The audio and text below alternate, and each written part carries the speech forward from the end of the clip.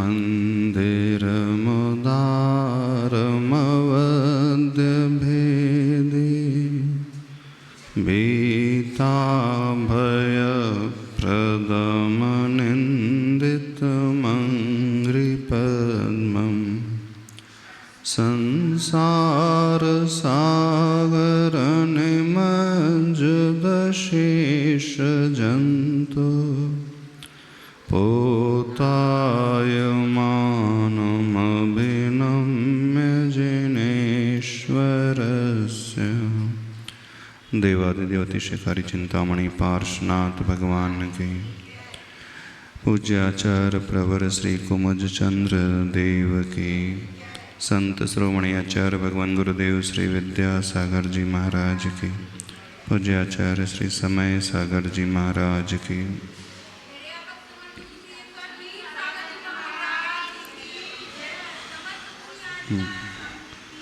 यस्य स्वयं सुरगुरुर्गरिमाम्बुराशिः स्तोत्रं सुविस्तृतमतिर्नविदमुर्विधातुं तीर्थेश्वरस्य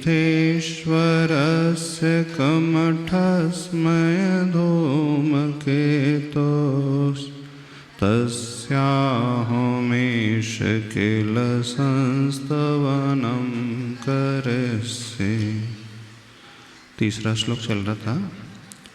सामान्यतोऽपि तव वर्णयतं स्वरूपमस्मादृशाः कथमधीश भवन्त्यधीशाः द्रष्टोऽपि कौशिकशिशुरयदिवादिवान्धो रूपं प्ररूपयति किं किल घर्मरश्मिः। तीसरा श्लोक इस कल्याण मंदिर स्तोत्र में आचार्य प्रवर अपनी लघुता की अभिव्यक्ति यहाँ पर कर रहे हैं। भक्ति में हमेशा हम अपने आप को जब लघु मानते हैं तभी हमें सामने वाले वे महापुरुष बड़े नजर आते हैं, महान नजर आते हैं।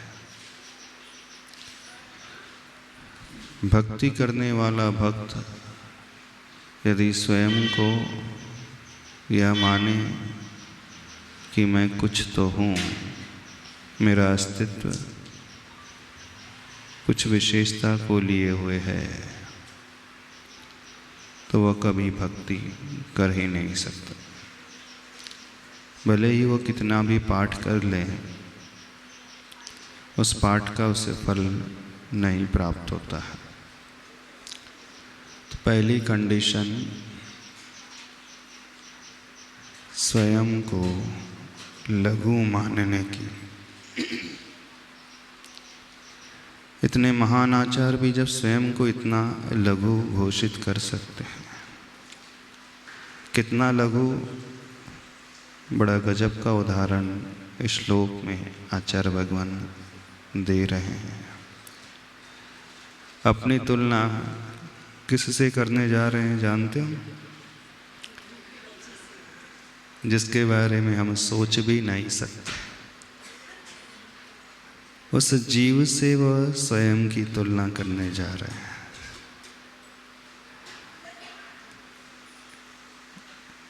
कितनी महानता उनकी प्रकट हो रही है। महान लोगों का एक लक्षण होता है,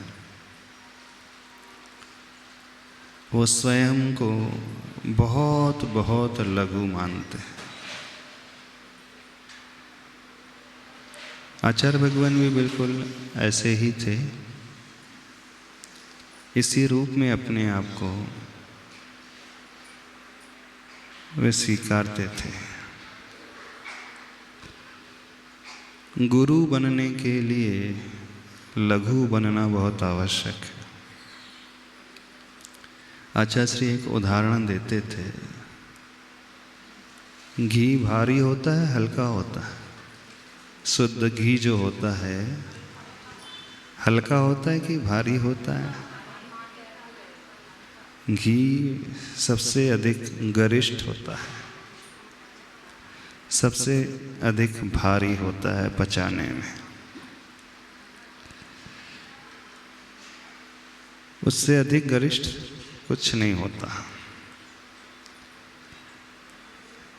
घी गुरु है, लेकिन लघुता उसने अपनाई, इसलिए गुरुता उसकी प्रकट हो गई। हजारों लीटर पानी हो, एक चम्मच घी के ऊपर डाल दिया जाए तो ऊपर क्या रहेगा? वो एक चम्मच पानी घी जो है पानी के ऊपर आ जाता है, जबकि है वो बड़ा गुरु। गरिष्ठ होते हुए भी वो ऊपर आकर के बैठ गया। और सबसे आसान होता है पचाना तो जल को होता है। जल को पचाने के लिए कोई मेहनत नहीं करनी पड़ती। आज का जन्मा बालक भी जल ले लेता है, पी सकता है, से पिलाया भी जाता है ना। उस छोटे से बालक को, छोटे से बच्चे को जल भी पिलाया जाता है, लेकिन किसी बच्चे को घी नहीं पिलाया जाता। जल अपने आप में निर्विकृति माना जाता है, सरल माना जाता है, सबसे लाइट माना जाता है। और घी अपने आप में सबसे गरिष्ठ माना जाता है। तो जो लाइट है उसे ऊपर रहना चाहिए, जो गरिष्ठ है हैवी उसे नीचे रहना चाहिए। पर होता विपरीत है। वो घी गरिष्ठ होते हुए भी जल के ऊपर आ जाता है।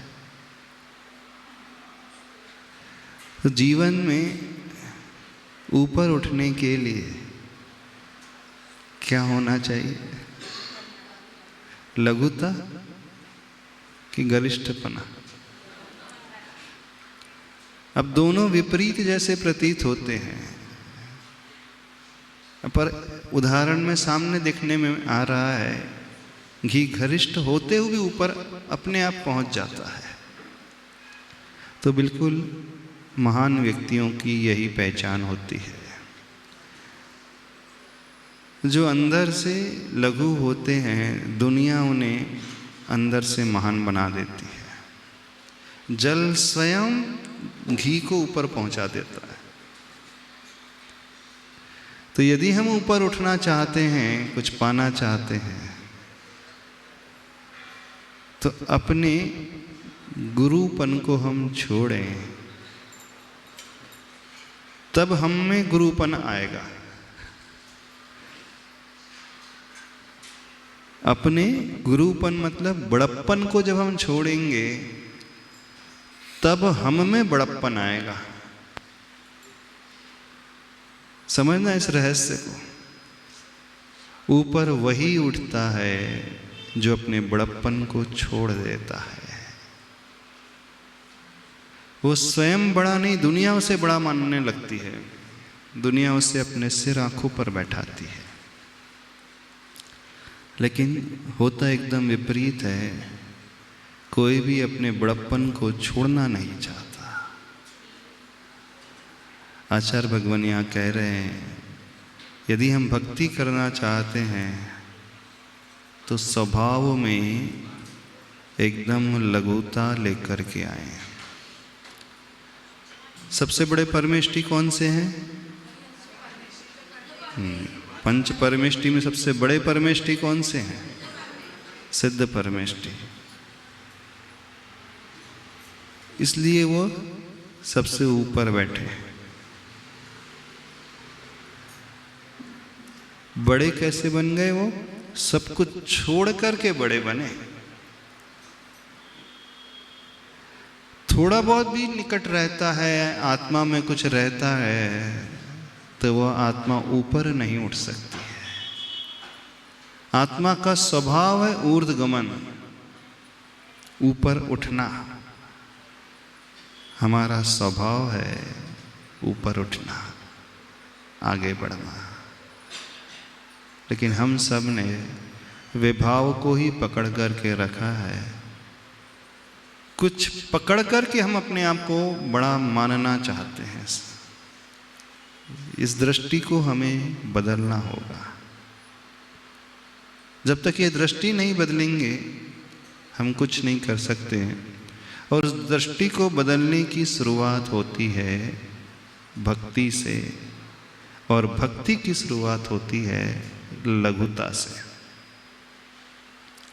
एकदम लघु बना लें अपने आप को, जितना लघु बना सकते हैं। यहाँ पर इस तीसरे श्लोक में जो बात कही जा रही है, बड़ी रहस्यमयी बात कही जा रही है। सामान्यतोपि तव वर्णयतुं स्वरूपम अस्मादृशः कथम अधीश भवन्त्यधीशः। क्रियापद क्या है श्लोक में?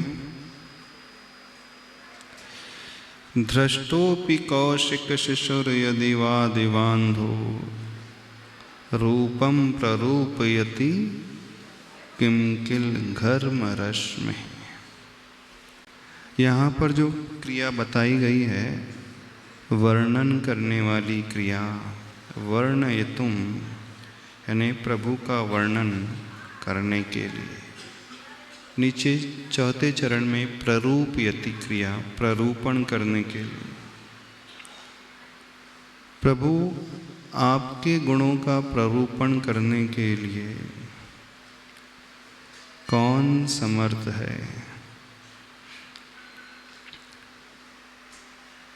दृष्टांत को लेकर के चलें। धृष्टोपि कौशिक शिशु, कौशिक का अर्थ होता है उल्लू, और कौशिक शिशु का अर्थ होता है उल्लू का बच्चा। वह जो उल्लू होता, उल्लू का बच्चा होता है, उल्लू की एक विशेषता होती है, उसे दिन में दिखलाई नहीं देता और रात में ही देख सकता है। अब उससे कहा जा रहा है कि आपको सूर्य का वर्णन करना है। उल्लू से भी नहीं, उसके जो बालक से, जो छोटा सा है। उल्लू का स्वभाव कैसा है? यहाँ पर कहा गया धृष्ट अपि, धृष्टोपि, ढीठ कहा जाता है। कौशिक शिशुर, कौशिक यानी वह उल्लू का बालक जो दिवांधो, दिव में, दिए दिन में अंधा हो जाता है। रूपम प्ररूपयति, रूप का प्ररूपण, किसके रूप का? घर्म रश्मि। घर्म जिसे आप बोलते हैं ना घाम, रश्मि का अर्थ होता है किरण। तो किसकी किरण है? वह सूर्य की किरण। तो सूर्य का नाम संस्कृत में आता है घर्म रश्मि, अर्थात जिसकी किरणों में वो घाम होता है, ताप होता है, वह कहलाता है सूर्य। अब ऐसे ताप वाला सूर्य और उसका वर्णन जो दिन में देख नहीं सकता, सूर्य को देख नहीं सकता, सूर्य के आगे उसकी आंखें काम नहीं करती है, वो कैसे सूर्य का वर्णन कर पाएगा? कैसे समर्थ हो पाएगा? हो सकता है? वाचार भगवान ये उल्लू के बच्चे का उदाहरण किसके लिए दे रहे हैं? हमारे लिए नहीं दे रहे, स्वयं के लिए। थोड़ा सा ज़्यादा तो नहीं हो गई, अति तो नहीं हो गई? क्यों? थोड़ी सी ये सोच गलत तो नहीं हो गई? लगता तो है गलत हो गई। इतना भी नीचे नहीं उतरना चाहिए था आचार्य भगवान को। जो पढ़े लिखे विद्वान हैं, ज्ञानी हैं, और वो अपने लिए उस उल्लू के बच्चे का उदाहरण दे रहे हैं, अपनी तुलना उससे करने बैठ गए वो। क्या कभी हम स्वयं को इस प्रकार देखते हैं? भगवान के पास जब हम आते हैं, इस रूप से देख पाते कभी अपने आप को? किस रूप से देखते? अच्छा सही से बताइए, जब आप प्रभु के पास आते हो भक्ति करने के लिए, अपने आप को क्या मान करके आते हो? एक तो हो गया प्रभु को मानना, ठीक है, प्रभु के गुणगान करना, प्रभु बहुत महान है, प्रभु के पास इतने सारे गुण हैं, अनंत चतुष्टय के वे धनी हैं, सब कुछ है। दो एंगल से समझने की कोशिश करना। एक जिसकी हम भक्ति कर रहे हैं उसके एंगल से, और एक भक्ति करने वाला जो भक्त है उसके स्वयं के एंगल से। प्रभु को, अपने आराध्य को महान हर व्यक्ति मान लेता है कि हाँ हमारे प्रभु बहुत महान हैं, पर आचार्य भगवान कह रहे हैं बस इतने से ही भक्ति नहीं हो जाती कि सामने वाले को बहुत ऊंचा उठा दे। दूसरा अप्रोच भी बहुत आवश्यक है, और वो अप्रोच है स्वयं को देखने का। तो आप जब प्रभु के पास आते तो अपने आप को क्या मानते हो बताओ? कुछ सोचते हो अपने बारे में, हम कैसे आ रहे हैं? कुछ तो मानते होंगे कि नहीं? तो भक्ति में सामने वाले को कुछ बहुत बड़ा मानो, नहीं भी मानो चल जाएगा, लेकिन पहली कंडीशन अपने आप को पहचानने की, अपने आप को लघु मानने की। लघु नहीं, लघुतर भी नहीं, लघुतम, सुपरलेटिव डिग्री, एकदम लघुतम मानने से शुरुआत होती भक्ति। क्योंकि हमारे भीतर झुकने का भाव आता ही तब है जब हम एकदम छोटे हो जाते हैं। बिना उसके व्यक्ति झुक ही नहीं सकता। समाज में हम देखते हैं जो एकदम गरीब होता है, अक्षम होता है, जिसके पास कुछ नहीं होता है, कैपेबिलिटी नहीं होती है, वो अपने आप झुका हुआ मिलेगा। वो कभी तन नहीं सकता है ना, अकड़ नहीं सकता, उसके भीतर अकड़न होती ही नहीं है। खैर वो तो परिस्थिति बस हो गया था। लेकिन जब हम भक्ति की बात कर रहे हैं तो भक्ति की शुरुआत स्वयं से होती है, न कि प्रभु से होती है। प्राय हर एक की दृष्टि होती है भक्ति में कि हम प्रभु के गुणों को गाएंगे, प्रभु के गुणों का वर्णन करेंगे, प्रभु ऐसे हैं, प्रभु वैसे हैं। बहुत रेयरली होता है कि इसकी दृष्टि स्वयं की ओर होती कि मैं क्या मान करके प्रभु के पास आ रहा हूं। और जब तक हम यह नहीं सोचेंगे, अंदर से हमारी भक्ति फूट ही नहीं सकती। जितने भी चमत्कार हुए हैं, जितने भी अतिशय हुए हैं, अतिशय होते ही तब है जब सामने वाला एकदम लघु बना लेता है। क्या कारण होता है कि कुबेर भी एक भवावतारी हो जाता है, जानते हो? जो भगवान का समोसरण मनाता है ना, तीर्थंकर भगवान के समोसरण की रचना करता है सौधर्मेंद्र की आज्ञा से। सौधर्मेंद्र तो एक भवावतारी होता ही है, लेकिन कुबेर भी एक भवावतारी होता है। पता है रहस्य? जब वो 3 लोक के नाथ का समोसरण बनाता है वह समोसरण एकदम अनुपम, अद्वितीय, उस जैसा सुंदर कुछ नहीं संसार में। जो समोसरण को देख ले हतप्रभ हुए बिना रह नहीं सकता। इतनी सुंदर रचना वो करता है। स्वर्णिम सिंहासन, स्फटिक का सिंहासन, अशोक वृक्ष रत्नमयी, सब कुछ रत्नमय है और स्वर्ण चांदी में। कुछ भी ऐसा वैसा नहीं होता, सब एक नंबर का। समोसरण जैसी सुंदरता दुनिया में कहीं नहीं। जब इतना सुंदर समोसरण वो प्रभु का बनाता है, सौधर्म इंद्र आता है, असंख्यात देवी देवता आते हैं प्रभु के दर्शन करने के लिए। प्रभु के दर्शन वे बाद में करते हैं, समोसरण की रचना को देख करके आश्चर्य से भर उठते हैं। गजब का समोसरण, गजब की रचना। सब बड़े प्रसन्न कि इतना सुंदर उसने बनाया, लेकिन उस कुबेर का चेहरा नीचे, गर्दन नीचे झुकी रहती। सौधर्म उससे पूछता है, सारी दुनिया बड़ी आश्चर्य कर रही है, आपने इतना सुंदर समोसरण बनाया है, लेकिन आपका चेहरा नीचे क्यों है, गर्दन झुकी क्यों है? तो जानते हो क्या जवाब देता है? बोले, तीन लोक के नाथ तीर्थंकर भगवान, उनका जैसा अद्वितीय वैभव है, उनकी जितनी क्वालिटीज़ हैं, उनके जितने गुण हैं, उसकी तुलना में मैं कुछ बना ही नहीं पाया।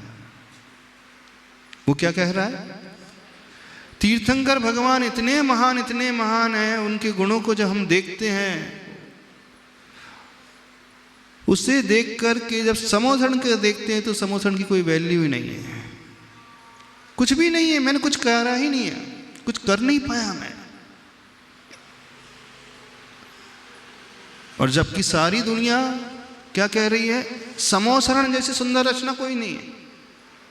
और वो स्वयं क्या कह रहा है? मैंने कुछ बनाया ही नहीं। अब क्या कहा जाए इसे? हर देवी देवता जब समोसरण में आता है, समोसरण की चकाचौंध से प्रभावित हुए बिना नहीं रहता, क्योंकि दुनिया में ऐसी अनुपम रचना कहीं रहती ही नहीं है। दांतों तले उंगली सब दबा लेते हैं, बोले ऐसी सुंदर रचना तो जीवन में पहली बार देखी।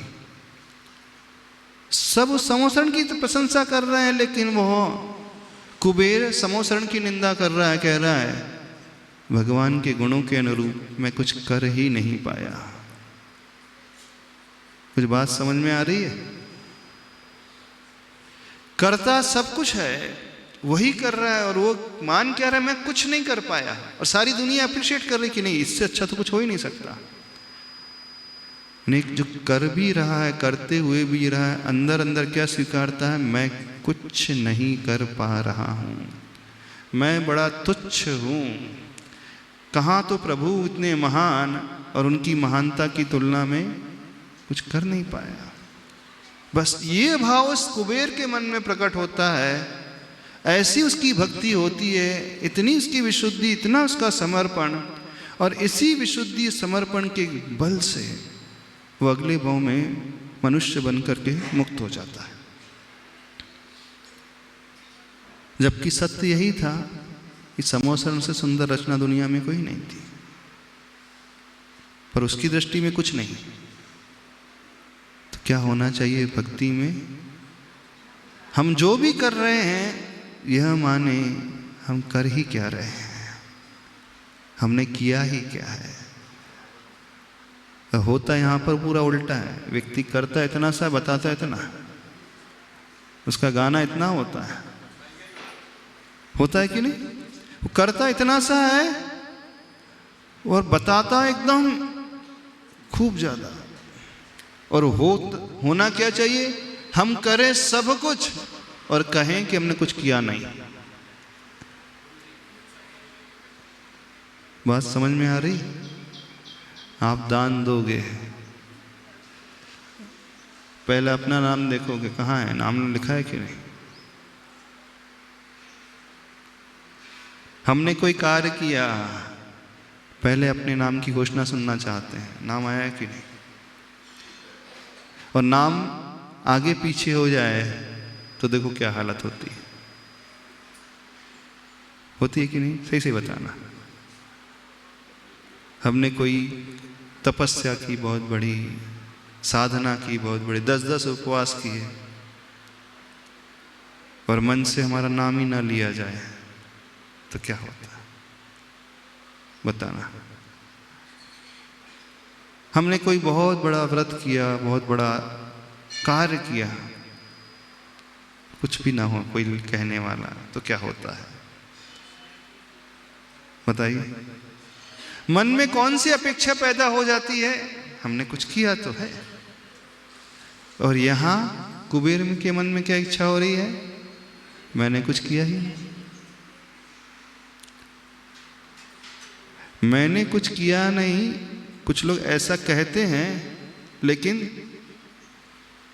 थोड़ा सा दिखाने के लिए दुनिया वाले क्या बोले कि मैंने कुछ किया।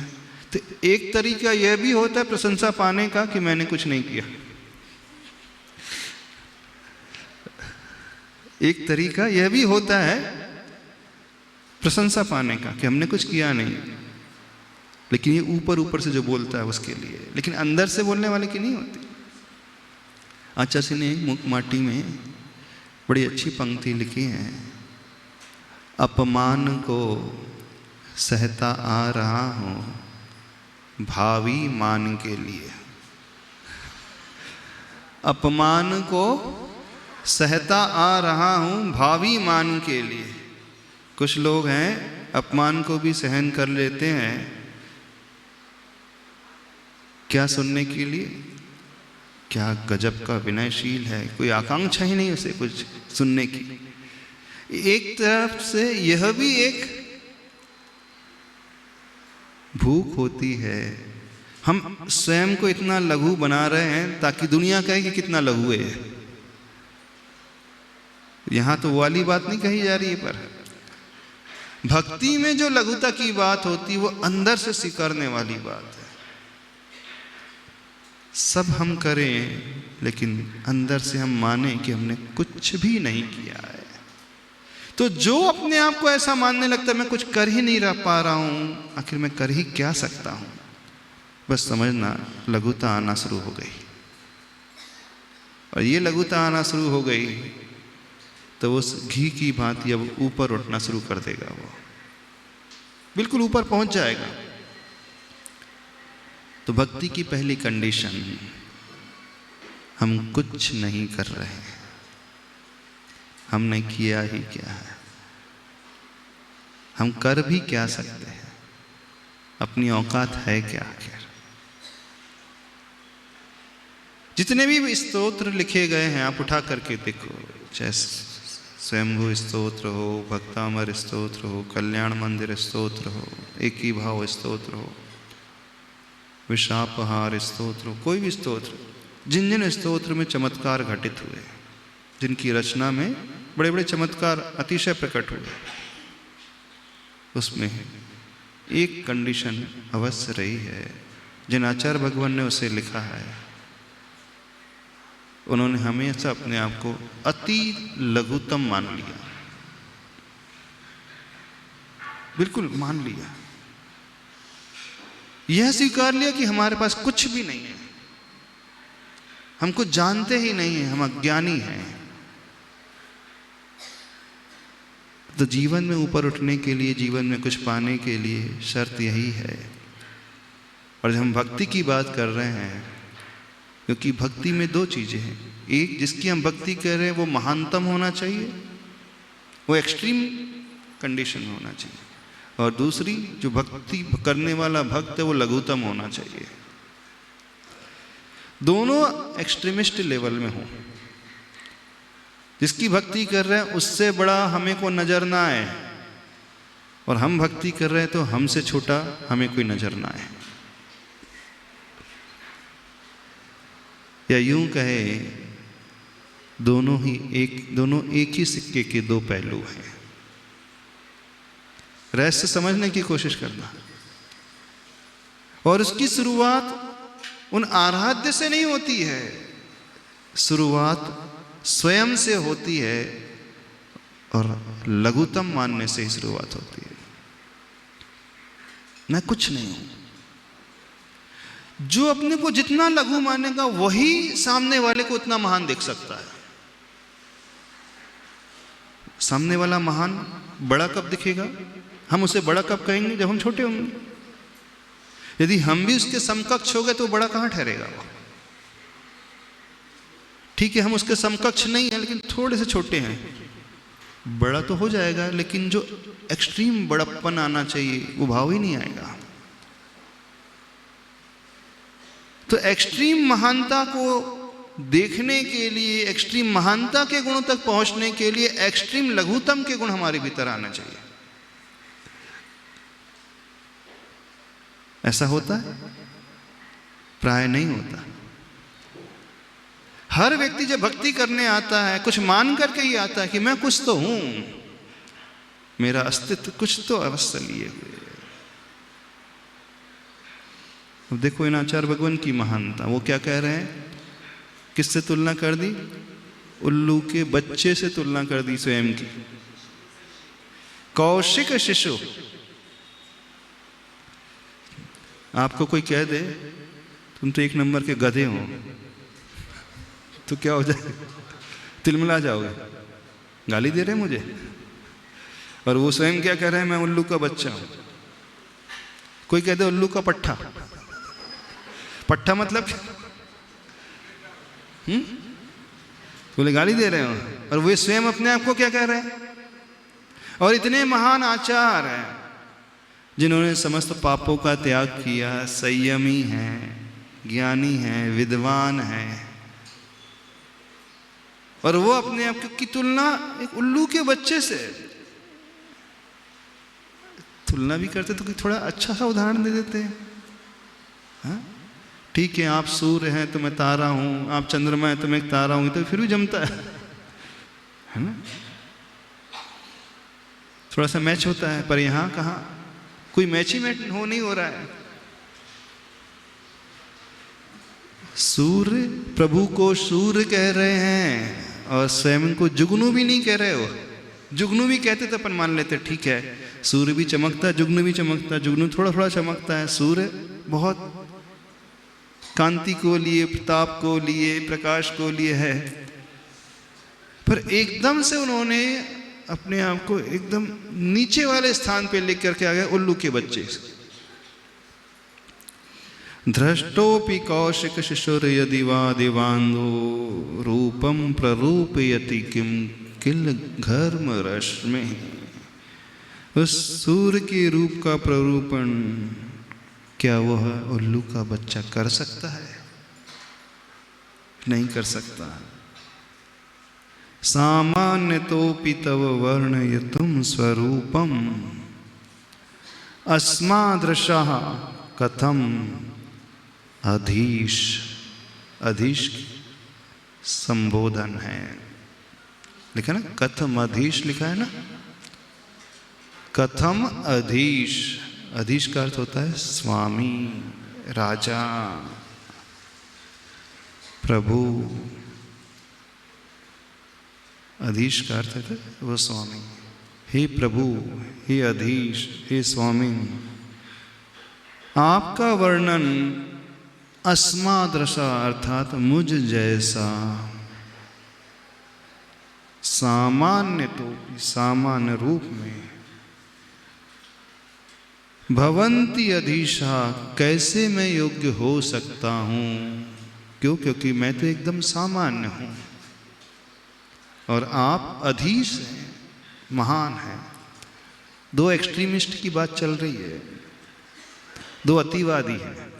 प्रभु महानता को लिए और भक्ति करने वाले वे आचार्य भगवान लघुता के लिए। पर सत्य कह रहे हैं वो स्वयं के लिए। यदि हम देखें तो आचार्य भगवान तो पंच परमेष्टि में आते हैं, पूज्य हैं। लघु तो वो होता है जो असंयमी है, कुछ भी नहीं जानता, मिथ्या दृष्टि है, अज्ञानी है।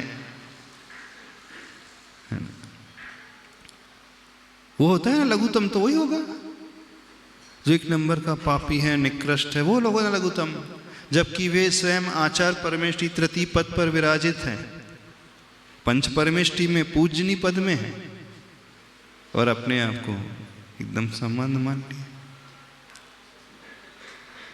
भक्ति में यही होता है। जब हम प्रतिक्रमण करते हैं ना, आचार्य भगवान शुरुआत ही करते हैं पापी, दुष्ट, दुरात्मा।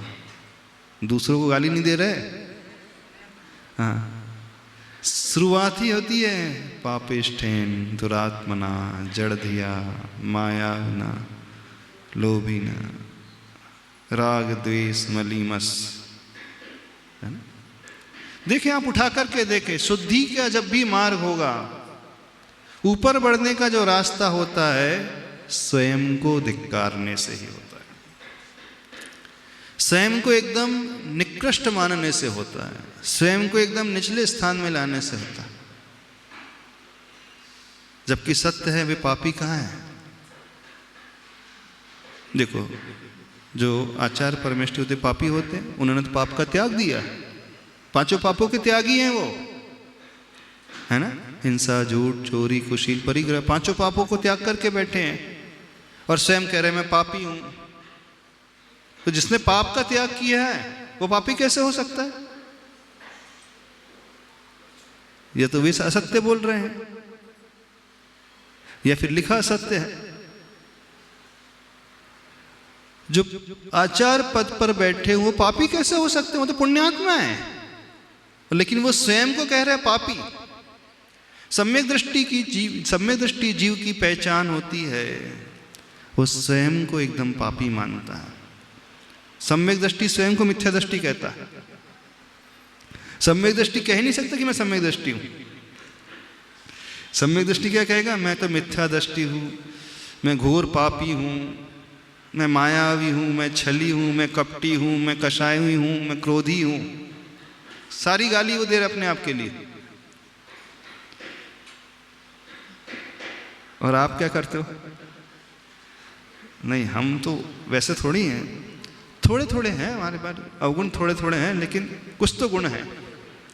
जहां ये भाव आने लगे कुछ तो है, खत्म हो गया, सब कुछ समाप्त हो गया। समझने की कोशिश करें। वे महान आचार शुरुआत ही करते हैं पापिष्ठेन। तो आत्मशुद्धि अथवा भक्ति की जब हम बात करते हैं तो भक्ति की शुरुआत स्वयं को धिक्कारने से ही होती है। लेकिन हर व्यक्ति एक्सेप्ट ही नहीं कर पाता, स्वीकार ही नहीं कर पाता।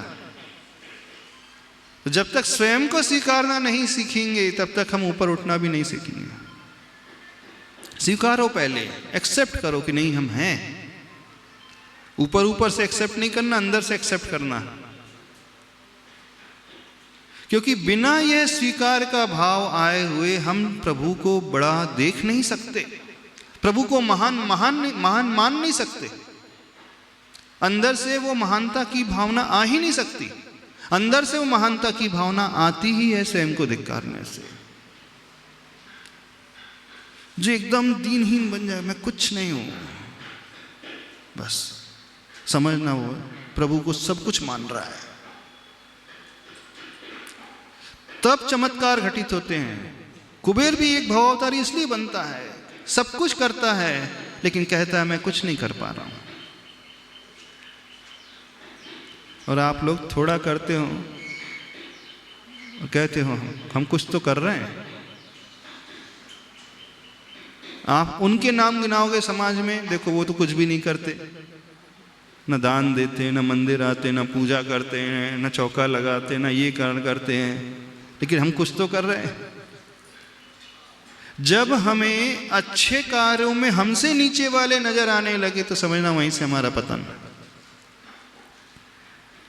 अच्छे कार्य में हमें हमेशा हमसे ऊपर वाले नजर आना चाहिए। हम अपनी तुलना उनसे करें कि हम उनकी दृष्टि में, उनकी तुलना में कुछ है ही नहीं। पर प्राय होता इससे विपरीत है। धार्मिक क्षेत्र में प्राय व्यक्ति अपने से नीचे वालों को दिखता है ना, वो तो इतना बड़ा आदमी है, इतने पैसे वाला, वो कुछ कर ही नहीं रहा, देखो हम कुछ तो कर रहे हैं कि नहीं, दिखता है ना। कौन दिखते हैं अच्छे बताओ आपको? आपको अपने से बड़े दिखते हैं कि जो बहुत कर रहे हैं, कि अपने से छोटे दिखते हैं कुछ नहीं कर रहे?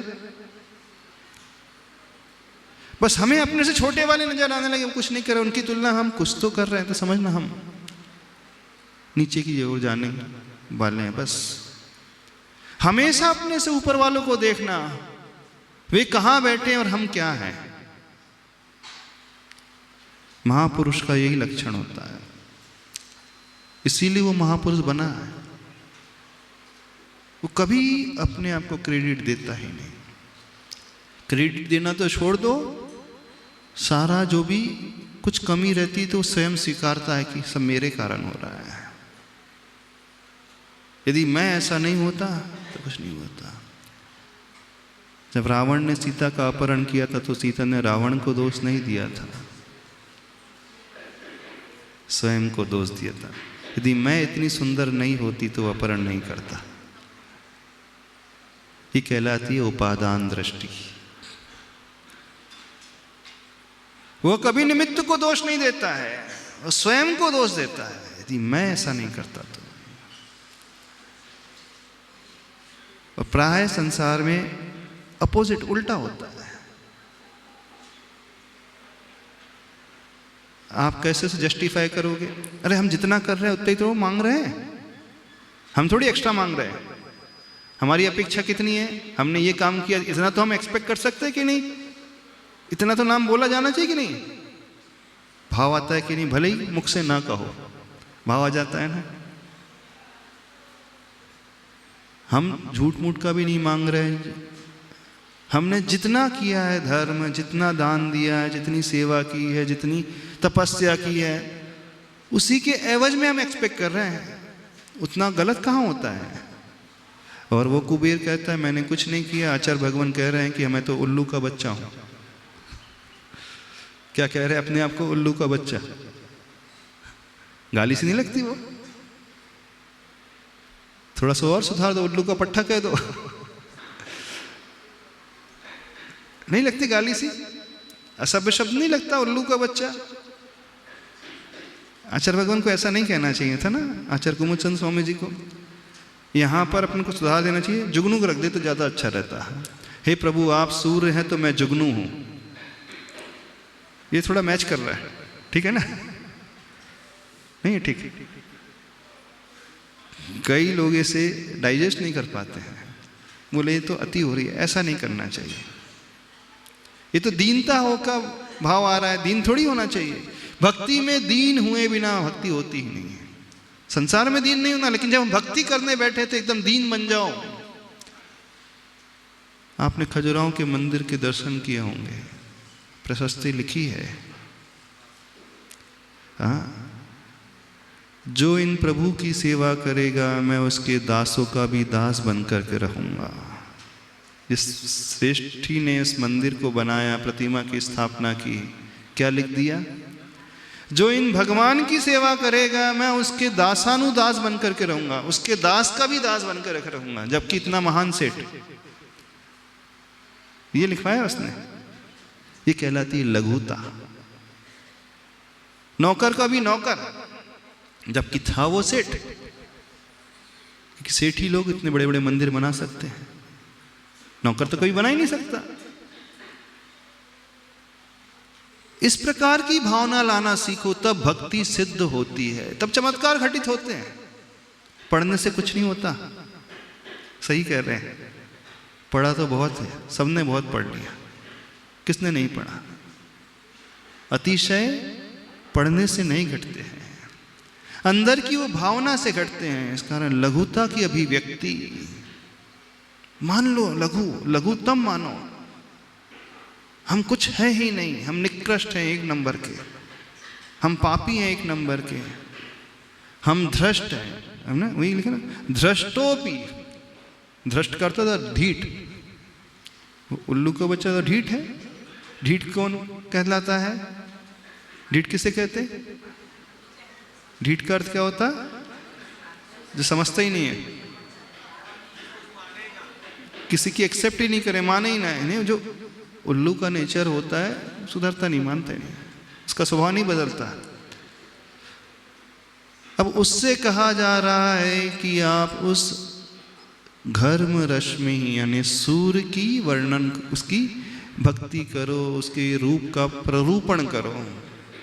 जो कभी सूर्य को देख नहीं सकता, जिसने कभी सूर्य को देखा नहीं है, अब उससे कहा जा रहा सूर्य का वर्णन लिखो खूब अच्छे से। सूर्य ऐसा है, सूर्य वैसा। बोले मैं क्या लिखूं, मैं आज तक देख ही नहीं पाया हूं सूर्य को, मेरी क्षमता ही नहीं देखने की।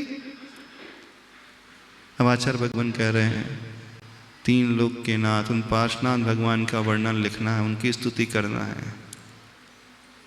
मैं वहां तक पहुंच ही नहीं सकता हूं, पहुंच सकता, क्योंकि सत्य तो यही है। यदि हम भगवान को जानना चाहते हैं तो भगवान को तो भगवान बनकर के ही जाना जा सकता है ना। छायिक ज्ञान को क्षयोपशमिक ज्ञान कैसे जान सकता है? छायिक सुख को इंद्रिय सुख से कैसे जाना जा सकता है? जाना जा सकता है, सही बताए, जाना जा सकता है। उनका छायिक केवल ज्ञान है, छायिक दर्शन है, छायिक शक्ति, छायिक बल है, वीर है, छायिक सुख है। उनके गुण सब अनंतता को लिए हैं। अपने पास क्या है? सब समाप्त होने वाले, सब क्षयोपशमी, सब छूटने वाले। अपना ज्ञान कितना रहता है? बड़ा अल्प, आगे पाठ पीछे सपाट। आज पढ़े कल भूल जाएंगे, कल तो बहुत दूर, यहां से निकले सब भूल जाते। यानी ज्ञान कितना समझ में भी आ जाए तो याद नहीं रहता है। ऐसा तो अपना ज्ञान है,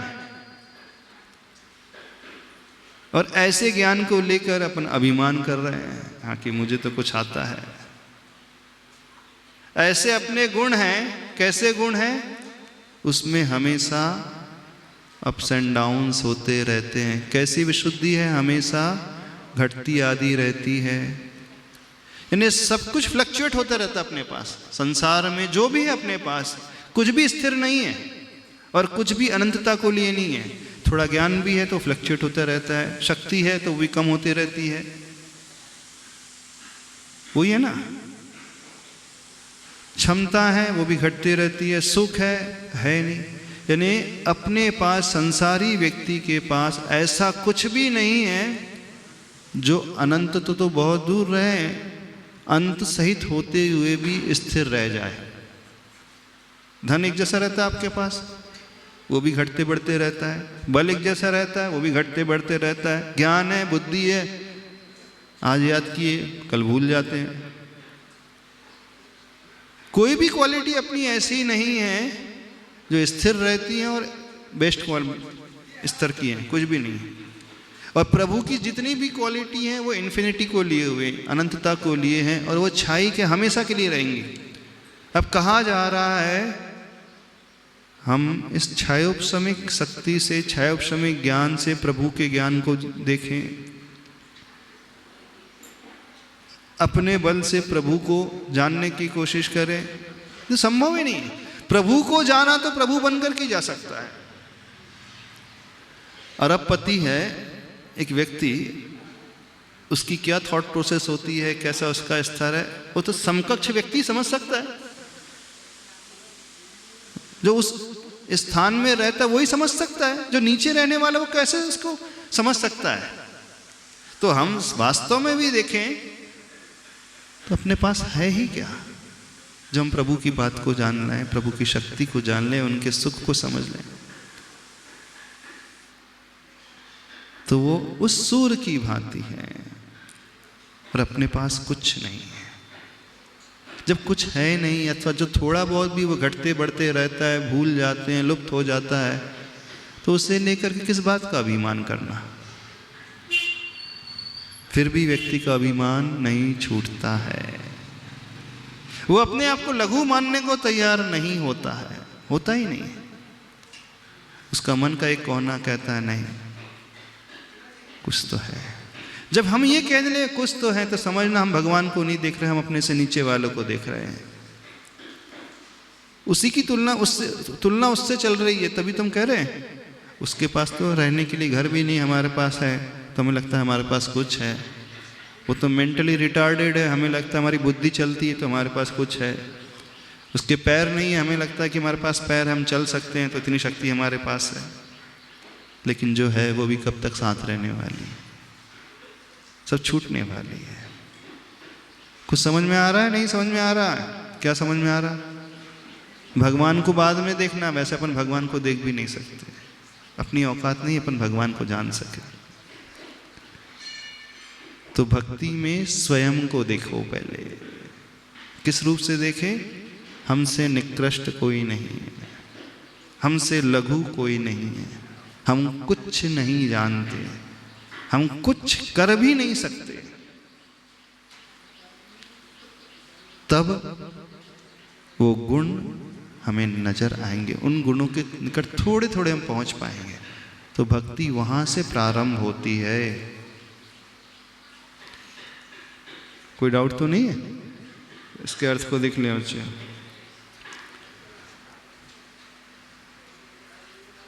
क्या क्रिया है इसमें? वर्णयितुम माने वर्णन करने के लिए, सामान्य तोपि तव वर्णयितुम स्वरूपम अस्मादृशः कथम अधीश भवन्ति अधीशा।